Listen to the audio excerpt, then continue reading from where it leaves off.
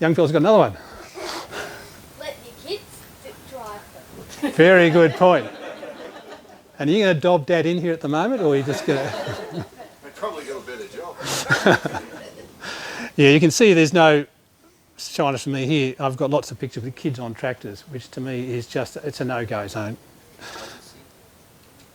All right, rollover protection. Major cause of death with tractors is rollover protection systems are not in place, so ROPS we call them, Rollover Protection Structures. When tractors roll over and people get killed underneath them, it's usually pretty much same story every time.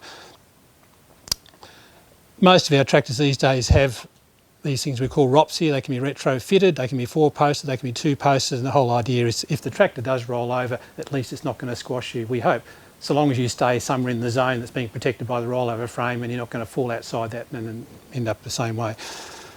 When we look at a lot of modern tractors these days, they've got these little collapsible type ROPS frames here as well, which are designed for when going underneath trees and that type of thing, or in orchards.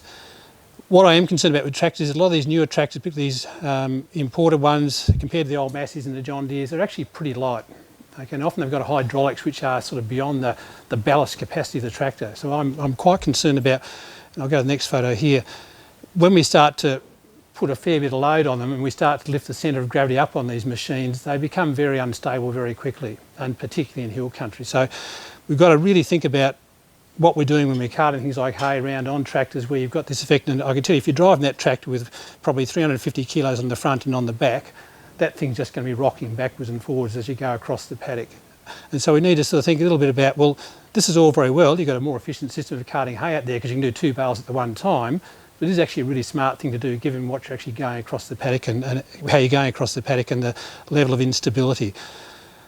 What's happening here once we start to lift bales up? What becomes the problem? Centre of gravity goes up. As that centre of gravity goes up, we lose stability. A lot of the earlier deaths with round bales is where the early non-spikes in, they're basically just a fork that just went underneath the bale, you lifted up, was the bales would come up and they'd roll off the back of the front end loader, come down across the canopy, hit the person sitting on the tractor and either break their neck or kill them. Okay. Now, for the most part, most tractors have these spikes which go into that, and that's a good thing too. Also, they'll sometimes have these level load type things which actually keeps the load level rather than going up too high. So what's going on with rollovers? I've talked a bit about so far just about centre of gravity, but we also have to look at what can go wrong with a tractor when it comes to flipping over for other reasons. It's not all just about steep hills. This sort of thing can happen on flat country as well. And what we've got here is a tractor that's basically pulling itself over. And we've got this thing here, a critical point of no return, which we call the moment of inertia.